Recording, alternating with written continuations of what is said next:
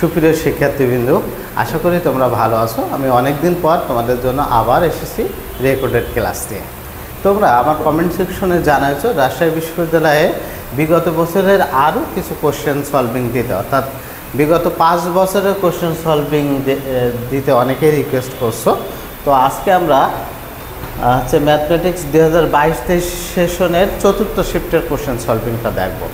অর্থাৎ আমরা 2023-24 সেশনের ফিজিক্স এবং ম্যাথের টোটাল কোশ্চেন সলভিংটা দিয়েছি, 2022-23 সেশনের ফিজিক্স এবং ম্যাথ সব দিয়েছি, শুধুমাত্র ম্যাথের 4th শিফটের কোশ্চেনটা বাকি ছিল। তো আজকে চলো দেখে আসি 2022-23 সেশনের 4th শিফটের ম্যাথের কোশ্চেনটা কী ছিল। সেই কোশ্চেনটাই তোমরা জানো, রাজশাহী বিশ্ববিদ্যালয়ের কোশ্চেনটা এক বেশ স্ট্যান্ডার্ড মানের কোশ্চেন হয়। শুধু যে প্রিভিয়াস ইয়ার পড়ে গেলেই এমন কিন্তু হয় না, হ্যাঁ, মানে বেসিক সহ পড়তে হয়। স্ট্যান্ডার্ড মানের কোশ্চেন এবং বেশ কিছু সহজ কিছু কঠিন কোশ্চেনও থাকে, একদম ইজি কোশ্চেন থাকে না রাজশাহী ইউনিভার্সিটি, হ্যাঁ, এই আর কি। আর অ্যাডমিশনে চান্স পাইতে হলে আসলে সব ধরনের কোশ্চেনের জানা দরকার আছে, হ্যাঁ।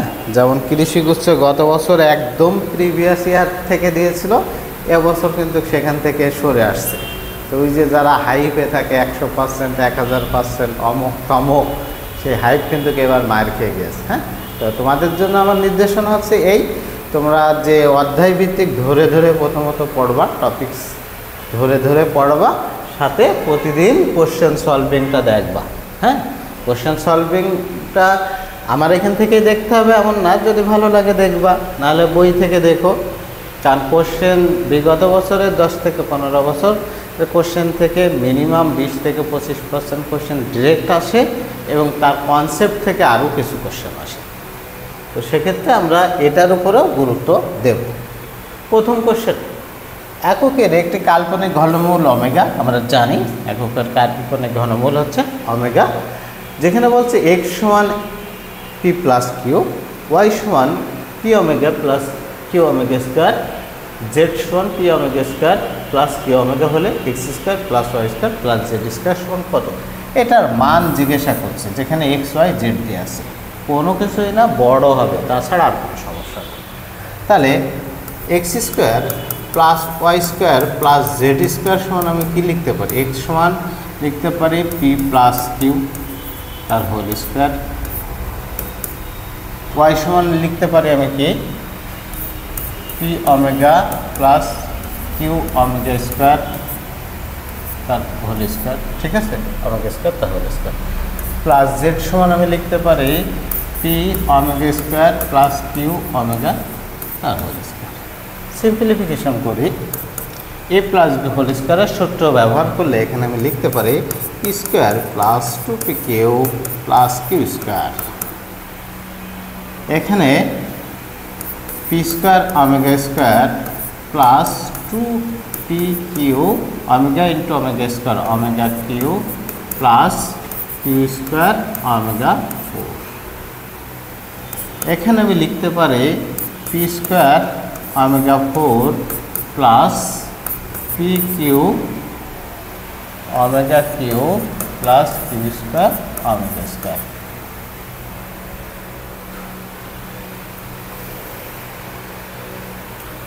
এখান থেকে দেখি কমন কি যায়। পি স্কোয়ার আছে, এখানে আছে, এখানে এটা পি স্কোয়ার, এখানে পি স্কোয়ার কমন নিই। তাহলে পি স্কোয়ার যদি আমি কমন নিই, এখানে কি থাকে 1, এখানে ওমেগা স্কোয়ার থাকে, আর এখানে ওমেগা 4। ওমেগা 4 সমান আমি কি লিখতে পারি? আবার ওমেগা লিখতে পারি না, ওমেগা কিউ সমান 1। তাহলে ওমেগার পার্টকে সবসময় 3 দ্বারা ভাগ করতে হয়, তো 1 থেকে যায়, তার মানে ওমেগা। আবার বলতে পারে omega q into omega, omega q এর মান 1, তাহলে পি স্কোয়ার ওমেগা। তো এখান থেকে পি স্কোয়ার কমন নিলে থাকে এই যে এই 3 জায়গার থেকে কিউ স্কোয়ার কমন নিয়ে যাবে। কিউ স্কোয়ার যদি কমন নিই, এখানে কিউ স্কোয়ার আছে, আর কোথায় কিউ স্কোয়ার আছে?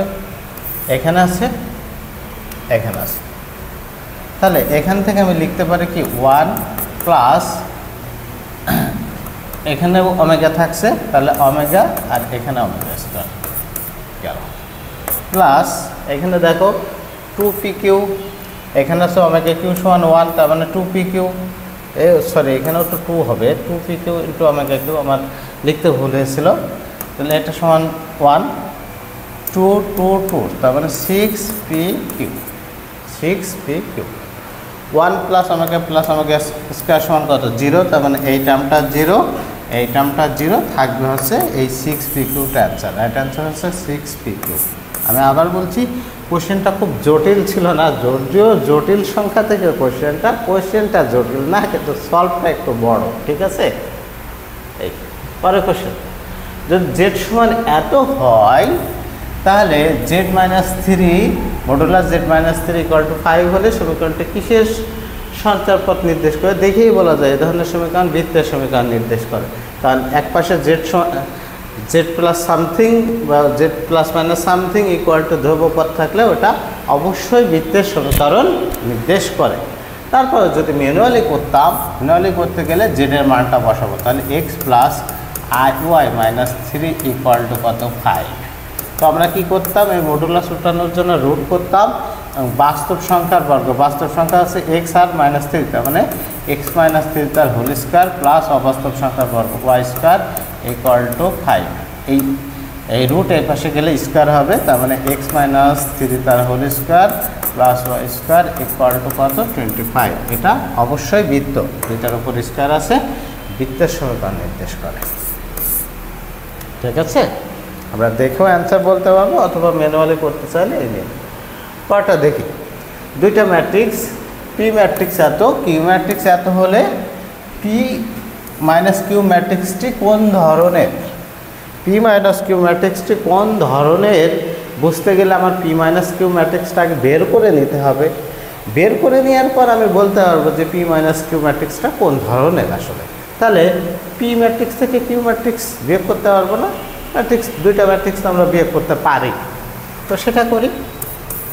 P minus q equal to, আমরা কী করবো? পি থেকে কিউ বাদ দেবো, অর্থাৎ প্রত্যেকটা উপাদান বাদ দেবো, তার মানে 3 মাইনাস 2 মাইনাস 1 মাইনাসে মাইনাসে প্লাস 1, এখানে কত? 2 2 মাইনাস 2 মাইনাস 2 প্লাস 3 প্লাস 3, তাহলে এখানে কত? 1, এটা 0, এটা 0, এটা 1। এটা কি একক ম্যাট্রিক্স বা অভেদক ম্যাট্রিক্স বলতে পারি। হ্যাঁ, এটা তাহলে অভেদক ম্যাট্রিক্স। এখানে বলছে শূন্য ঘাতি না, অভেদ ঘাতি না, অভেদ ঘাতি হবে না, অভেদক ম্যাট্রিক্স বললে এটা রাইট অ্যান্সার হতো। তাহলে রাইট অ্যান্সার হচ্ছে কোনোটাই না, এই ম্যাট্রিক্সটা কি? অভেদক ম্যাট্রিক্স, তাই তো। কয়টা ত্রিকোণমিতি থেকে কোশ্চেনটা আসছে, cos x minus sec x equal to 3/2 হলে cos 4x plus sin 4x equal to কত? তার মানে এখানে এই কোণটা যদি আমরা বের করতে পারি তাহলে এই কোশ্চেনের মানটা আমরা বলতে পারবো। তাহলে এখান থেকে আমাদের ইচ্ছা মানে চারটা হচ্ছে কোণটা বের করা, মানে x এর মানটা বের করা। তো এটা সমাধান করি, এটা সমান লিখতে পারি cos x sec x সমান কি? 1/cos x ইকুয়াল টু কত? 3/2। লসাগু হয় cos x, cos x লসাগু হলে লিখতে পারি cos স্কোয়ার x মাইনাস 1 সমান কত? 3/2।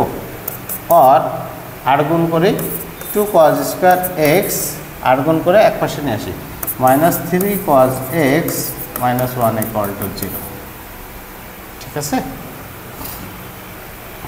সরি এটা 2 2 2, 2 দিয়ে গুণ করলে এটা 2, 2 দিয়ে গুণ করলে 2।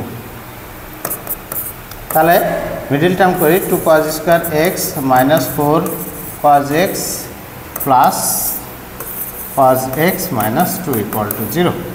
আমি কমন নেব কি? 2 cos x কমন নেই, 2 cos x কমন নিলে cos x minus 2 plus 1 common নিলে cos x minus 2 equal to 0। তাহলে এখান থেকে আমি পাবো cos x minus 2 equal to 0, 2 cos x plus 1 equal two 0। এই cos x minus 2 equal to, অর্থাৎ cos x ইকুয়াল টু 2, এটা cos এর কোনো মান না, ভ্যালিড মান না। তাহলে ওটা বাদ দেব, 2 cos x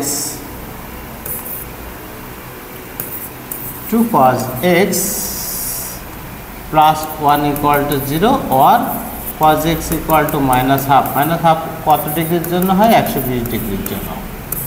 cos এর মান মাইনাস হাফ কত ডিগ্রির জন্য হয় 120 ডিগ্রির জন্য। তাহলে এক্স এর মান আমরা কত পাইলাম 120 ডিগ্রি। তাহলে আমাদের ওই সমীকরণে এক্স এর মান 120 ডিগ্রি বসাইলে আমরা কাঙ্ক্ষিত উত্তরটা পাবো। ঠিক আছে, তো আমি মুছে দিলাম, দিয়ে আমি এই সমীকরণে মানটা বসানোর চেষ্টা করি। তাহলে কজ এক্স এর মান পাইলাম কত 120। এক্স এর মান 120 পাইলে কজ এটা যদি 4 বাদ দিই তার কজ 120 ডিগ্রির মান কত মাইনাস হাফ।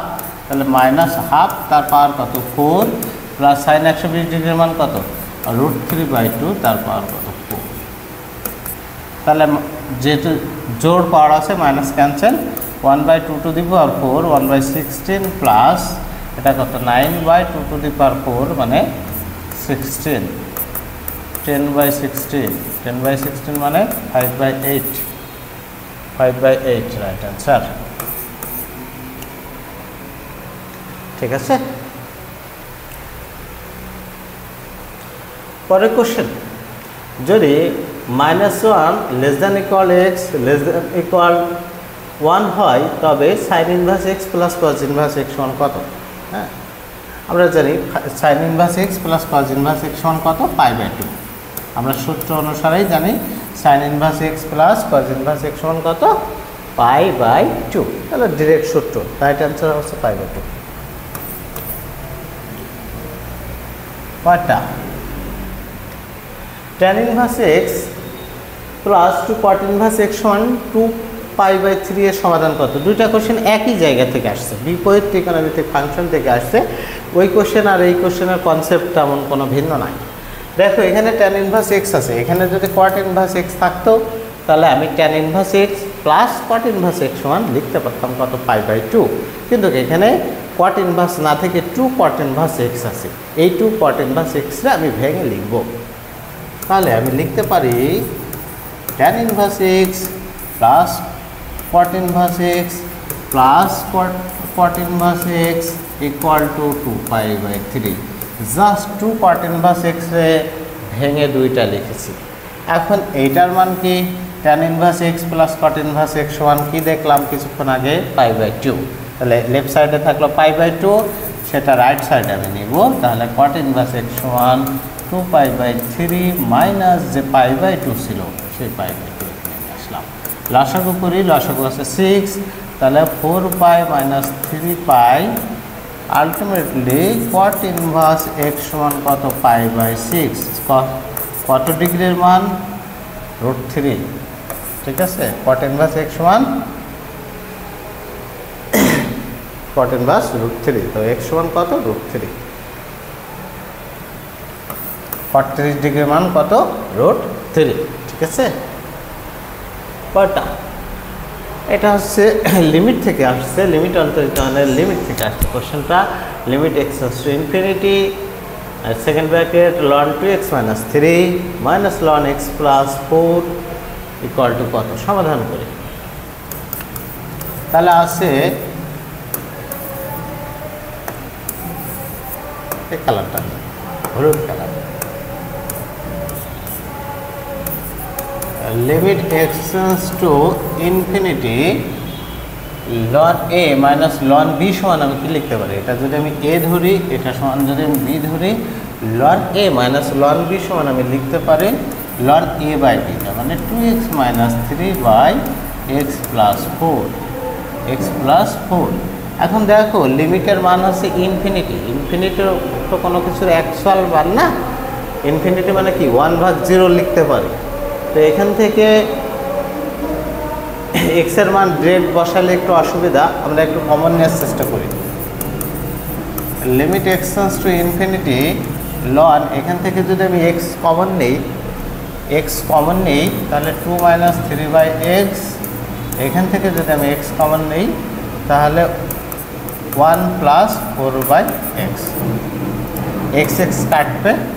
লিমিটের মান যদি আমি ইনফিনিটি বসাই, তো ইনফিনিটি মানে কত 1/0, তার মানে এই টার্মটা অফ হয়ে যাচ্ছে, এই টার্মটা অফ হয়ে যাচ্ছে। ঠিক আছে, তাহলে ln কত থাকছে 2 থাকছে, আর রাইট অ্যান্সার হচ্ছে ln 2। ঠিক আছে, এটা হচ্ছে রাইট অ্যান্সার।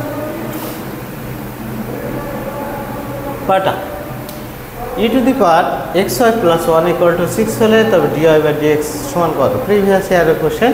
এখানে e two the power xy plus 1 সমান এই ধ্রুবপদ আলাদা থাকে, এমন মানে 5 দিয়ে অঙ্কটা অনেকবার আসছে। তো 5 থাক আর 6 থাক, আনসারের কোনো ইফেক্ট পড়বে না। তো এই ইটা উঠাইতে গেলে আমার উভয় পক্ষে লন গুণ করতে হবে, উভয় পক্ষে লন গুণ করতে হবে। তাহলে লন e to the power xy plus 1 equal to লন 6।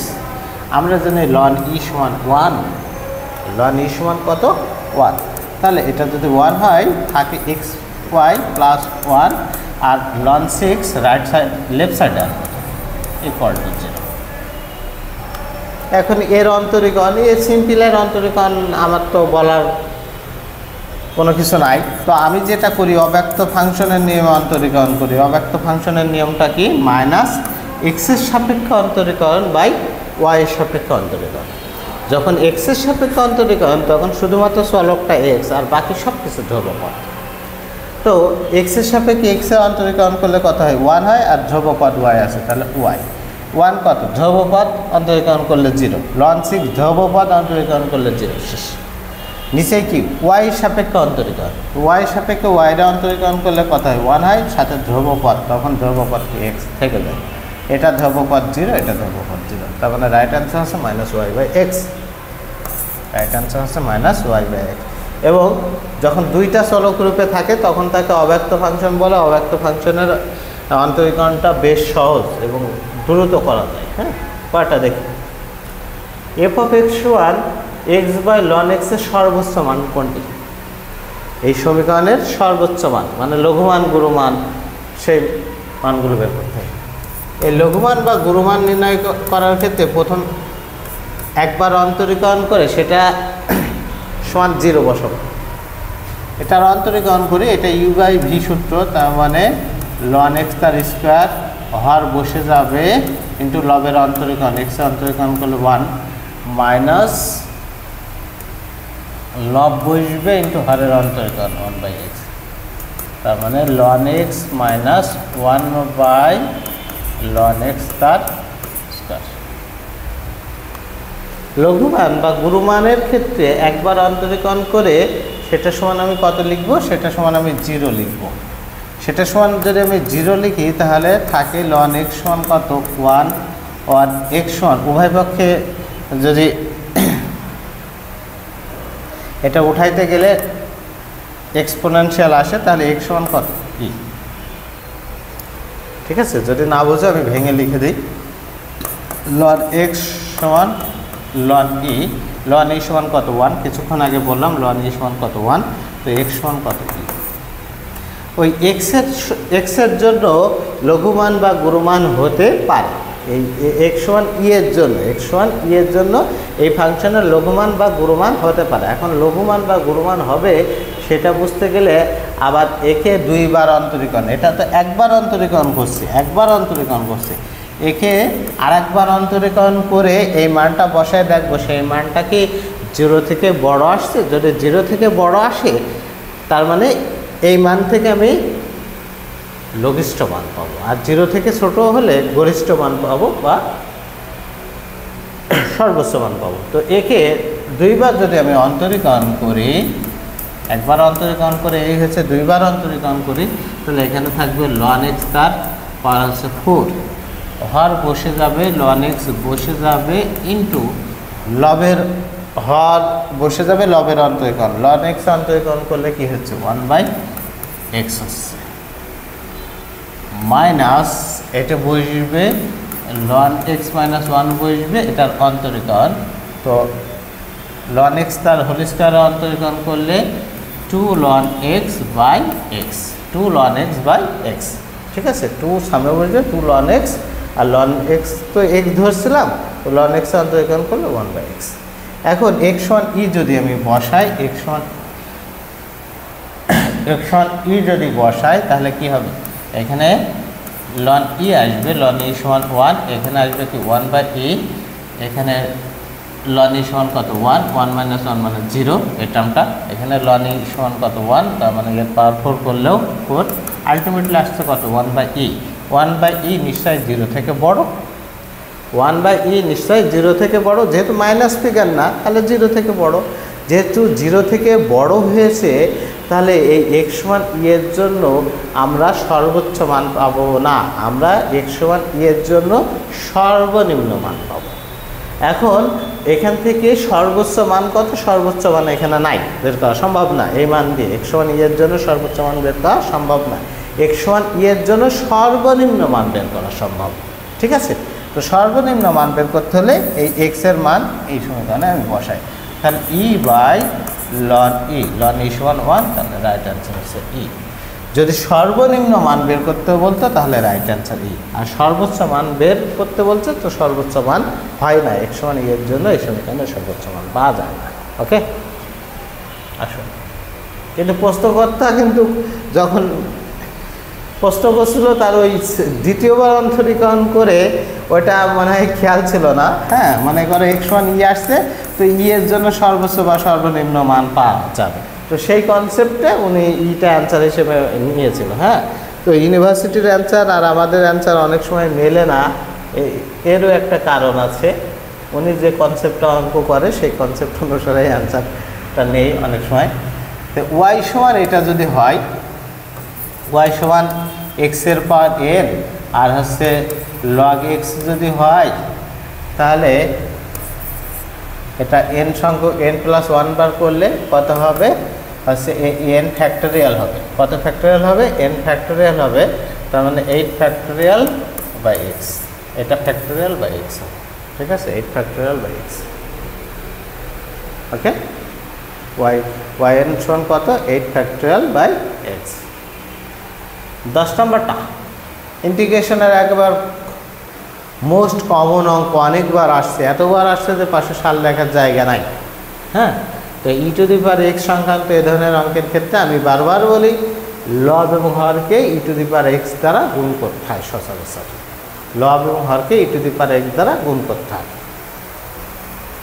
তাহলে এটা e⁻x into dx by e⁻x দ্বারা গুণ করলে e⁻x তার হোল স্কোয়ার প্লাস 1 হয়। অথবা আমি এটা ই করতে পারতাম, e⁻−x এ কী করতে পারতাম, 1/e⁻x করতাম, সেটা লসাগু করতাম, একই কথা দাঁড়ায়। হ্যাঁ, আলটিমেটলি একই কথা। এখন e⁻x সমান আমি z ধরে নেব, z সমান e⁻x ধরলে dz সমান e⁻x dx, তাহলে e⁻x dx সমান আমি কি পাইলাম, dz পাইলাম, 1 আর এখানে 1টা আগে লিখলাম আর e⁻x সমান z ধরছি। tan ইনভার্স x এ অন্তরীকরণ করলে 1/1 প্লাস x স্কোয়ার হয়, তাহলে 1/1 প্লাস z স্কোয়ার সমান এর ইন্টিগ্রেশন করলে হয় কি, tan ইনভার্স z লিখতে পারি, তো z তো কোশ্চেনে ছিল না, তাহলে tan inverse e⁻x, tan inverse e⁻x right answer. অনেকবার আসছে কোশ্চেনটা, আর ইন্টিগ্রেশনের ক্ষেত্রে সবসময় প্রিভিয়াস ইয়ারের। এবার 12 নম্বর কোশ্চেন। 12 নম্বর কোশ্চেনে কি বলে, এই একটা সরলরেখা এবং এই একটা সরলরেখা একই সরলরেখা নির্দেশ করলে, মানে দুইটা রেখা দিয়ে বলছে দুটা যদি একই সরলরেখা নির্দেশ করে তাহলে পি এর মান কত হবে। এই কনসেপ্টের অঙ্ক এবার ঢাকা ইউনিভার্সিটিতেও আসছে। ঠিক আছে, তো একই সরলরেখা নির্দেশ করা শর্তটাকে সহগ সমান হবে কি, অনুরূপ সহগের অনুপাত সমান হবে।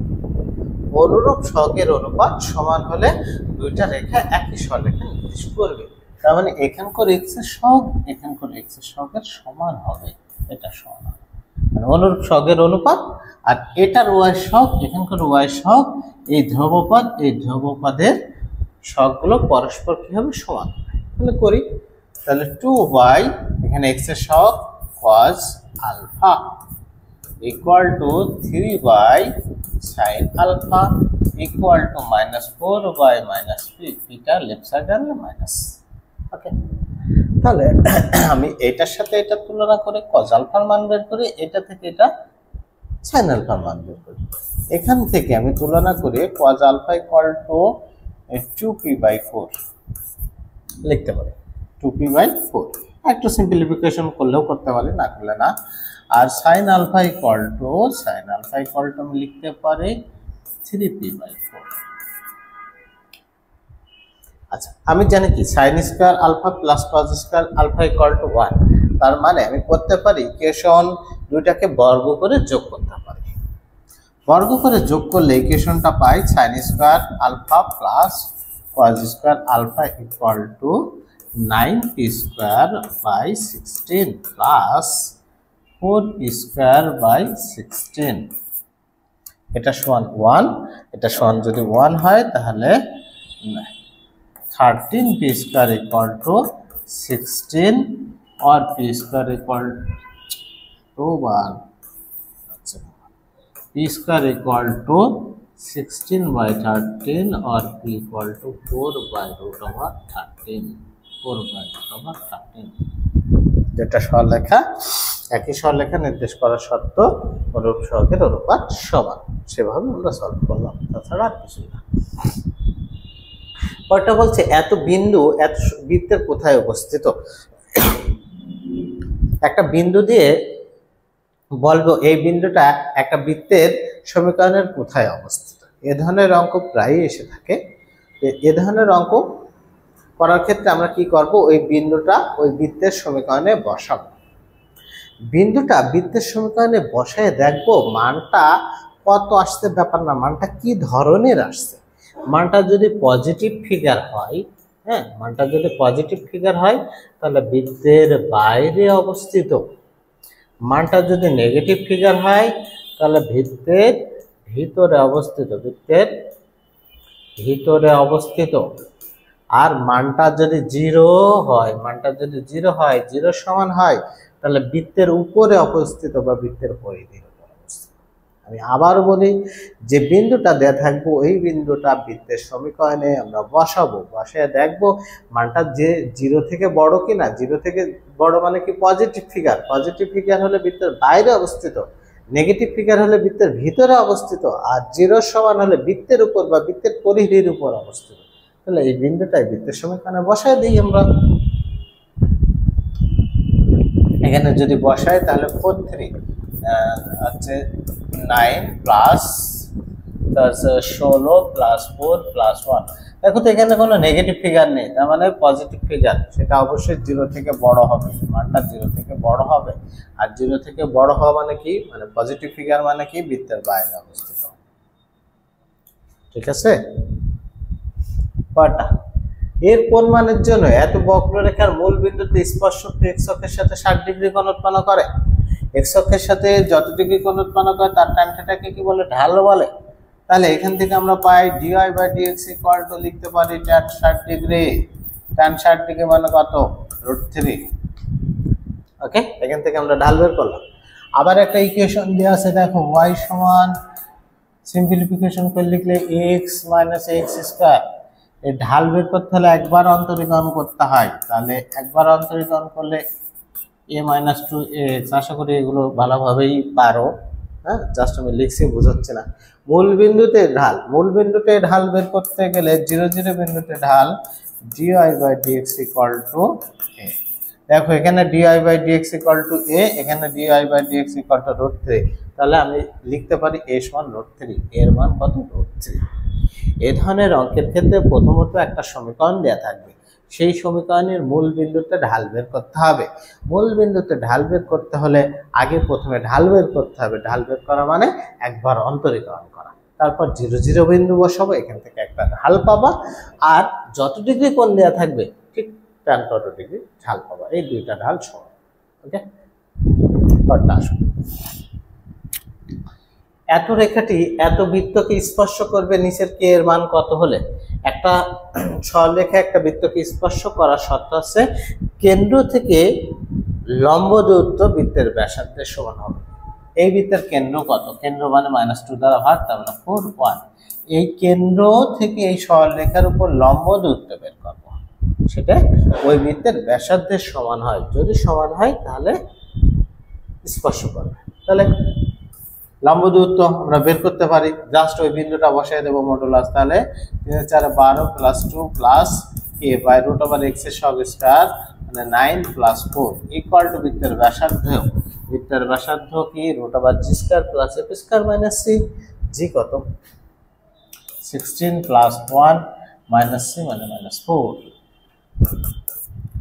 14 plus k by root over 13, এখানেও রুট ওভার 13, এটা আমরা লিখতে পারি রুট ওভার প্লাস মাইনাস 13, কারণ মডুলাস ওঠানোর জন্য এটা করতে হবে প্লাস মাইনাস। তাহলে আমি কে ইকুয়াল টু কি পাইলাম, কে ইকুয়াল টু প্লাস 13, এই -14 যদি ওই পাশে নেই, এটা আবার কি -13 মাইনাস, এখান থেকে আমি পাইলাম -1, -27। কে এর কোন মানের জন্য, কে এর মান -1 এর জন্য স্পর্শ করবে, -27 এর জন্য স্পর্শ করবে। এখন অপশন আছে -1, তাহলে রাইট অ্যান্সার -1।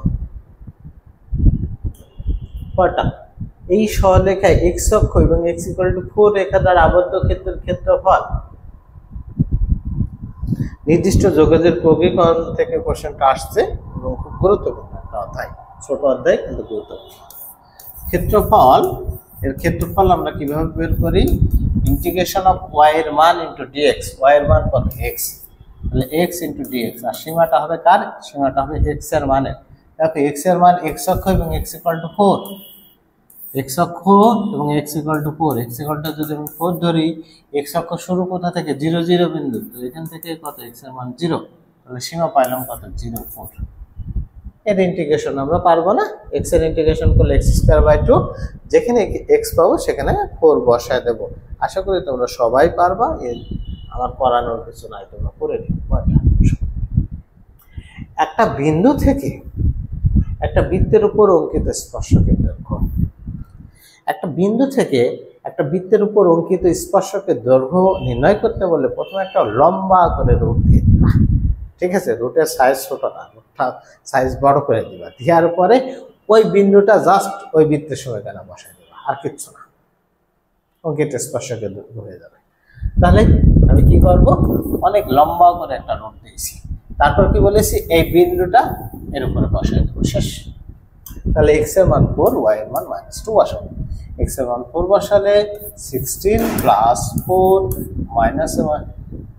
মাইনাস কত 16 মাইনাস প্লাস 4 প্লাস 1, এটা কাটা যায় 4 4 8 প্লাস 1 9 9 এর রুট করলে 3, তাহলে অঙ্কিত স্পর্শকের দৈর্ঘ্য 3 হবে, অঙ্কিত স্পর্শকের দৈর্ঘ্য হলো 3, ঠিক আছে।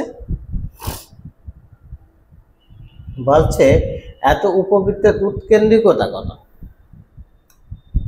এত উপবৃত্তের উৎকেন্দ্রিকতা বের করতে বলছে। তো ইকুয়েশনটা সাইজ করে উপবৃত্তের সমীকরণ x²/1 লিখতে পারি, আবার লিখতে পারি কি y²/1/4 equal to কত 1/4। তো উৎকেন্দ্রিকতা উপবৃত্তের ক্ষেত্রে √1 - ছোট মান বাই বড় মান, ছোট মান কত 1/4, বড় মান কত 1, তো নিচে 1 থাকাও যায় না থাকাও যায়, তাহলে 4 লাসগো 4 - 1 3 3/4 √1, তার মানে কত √3/2, উৎকেন্দ্রিকতা √3/2 এই উপবৃত্তের।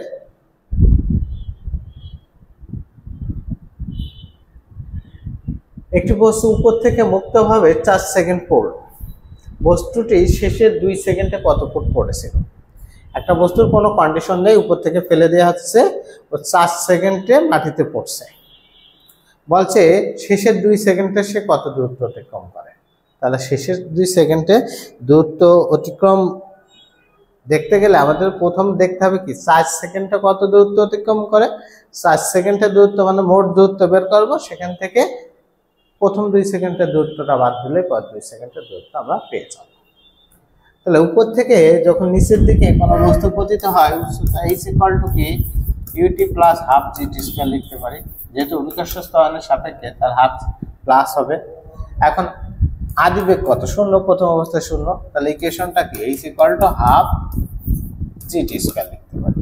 এখন প্রথম ক্ষেত্রে ½ g, দেখো কত ফুট, অ্যানসারটা শেষে ফুট, তো ফুট পার সেকেন্ডে জি এর মান হচ্ছে 32, জি এর মান 32, টি কত 4 সেকেন্ড, 4 স্কয়ার করলে 16 মাইনাস 2 সেকেন্ডে কতটুকু পড়বে সেটা বাদ দেবো, হাফ জি এর মান কত 32, আর 2 সেকেন্ড মানে 2 এর স্কয়ার 4, কাটাকাটি করলে এটা আসছে 16, এটা কাটাকাটি করলে এটা 16, তাহলে দুইটাই যেহেতু 16 আছে 16 কমন নেব, 16 কমন নিলে এখানে থাকে কত 16 - 4, তাহলে 16 × 12 ইকুয়াল টু 16 ইন্টু 10 মানে 160 মানে 10 না 12 আছে, তার মানে আরো 16 এর সাথে আরো 2 গুণ, তার মানে 32 192। এখন কথা আছে ভাই আপনি এখানে কি করলেন, আপনি 16 গুণ 16 করতে পারতেন, 16 গুণ 4 করতে পারতেন, করার পর বিয়োগ করতে পারতেন, সেটা একটু বড় হয়ে যেত। আমি কি করলাম, এখানেও 16 আছে এখানেও আছে, 16 কমন নিলেও মিলে থাকে এখানে যা। ওকে, পরটা আসো, এত কণিকের নিয়ামকের সমীকরণ, কণিকের নিয়ামকের সমীকরণ আছে, কণিকটা কি দেখেই বোঝা যাচ্ছে যে মাইনাস আছে দুইটার উপর স্কয়ার, তার মানে অধিবৃত্ত। তো অধিবৃত্তের সমীকরণ আগে সাইজ করি। আচ্ছা, নিয়ামকের সমীকরণ, নিয়ামকের সমীকরণ আমরা জানি x সমান প্লাস মাইনাস a বাই, নিয়ামকের সমীকরণ x সমান plus minus a by b। এখন ইকুয়েশনটা সাইজ করে লিখতে পারি x square by 4 minus y square by 9 equal to কত 1। উৎকেন্দ্রের কথা e সমান, অধিবৃত্তের ক্ষেত্রে তাহলে 1 প্লাস বড় মান বাই ছোট মান, তাহলে 9/4। তাহলে এখানে 4 আসবে, 4 প্লাস 9 রুট ওভার 13/2 और x equal two plus minus a কত, এটার বর্গমূল করলে পাই, তাহলে 2 এর মান কত 13/2। আলটিমেটলি x সমান প্লাস মাইনাস 4/√13, অর্থাৎ √13 x equal to plus minus 4। এটা রাইট আনসার। ঠিক আছে, নিয়ামকের সমীকরণ চেয়েছে যেখানে x সমান প্লাস মাইনাস a বিয়োগ করছে। বাট এত মিনিটে 3টা 20 মিনিটে, অর্থাৎ তোমার ঘড়িতে যখন 3টা 20 মিনিট বাজবে, বিকাল 3টা 20 মিনিট হোক আর ভোর 3টা 20 মিনিট হোক ব্যাপার না, 3টা 20 মিনিট বাজবে, তখন ঘড়ির ঘন্টা আর মিনিটের কাঁটার মধ্যবর্তী কোণটা নির্ণয় করতে বলছে। ঘড়ির ঘন্টা মিনিটের কাঁটার মধ্যবর্তী কোণ সেটা equal to 11/2 minute, 11/2 minute minus 30 ঘন্টা মডুলাস 11/2 মিনিট মাইনাস 30 ঘন্টা, মডুলাস মানে কি মাইনাস আসবে না। এখন এই সূত্রটা আবার সিম্পলিফিকেশন করে অন্যভাবে লেখা যায়, 11 মাইনাস 60 ঘন্টা বাই 2 টোটালটার উপর। হ্যাঁ, এক এক জায়গায় এক রকম লেখা আছে, নিজস্ব ব্যাপার না, আমি এভাবেই পড়াই। 11/2 মিনিট মাইনাস 30 ঘন্টা, 11/2 যত মিনিট বলা থাকবে এই মিনিটের মান আমরা বসাই দেবো, তাহলে 20 মিনিট আছে, তাহলে 20 মাইনাস 30 ঘন্টা, যত ঘন্টা বলা থাকবে এখানে বসাই দেবো। ঠিক আছে, আমি এভাবে লিখি, ক্যালকুলেশনটা সুবিধা হয়ে থাকে। তাহলে এটা কাটলে কত 10, তাহলে 11 গুণ 10 100 মাইনাস এটা সমান কত,